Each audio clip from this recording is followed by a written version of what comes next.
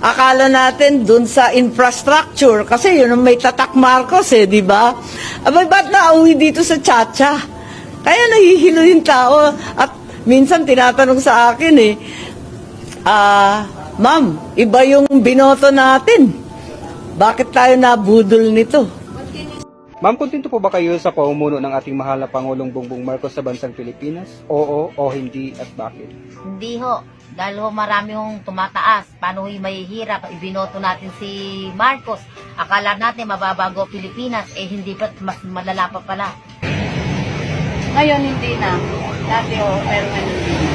So, hindi na sagot ko kasi yung issue ng bigas, hindi niya ma-actionan. Sa ngayon po hindi. Bakit po, ma'am? Kasi sobrang naghihirap yung taong bayan eh. Okay.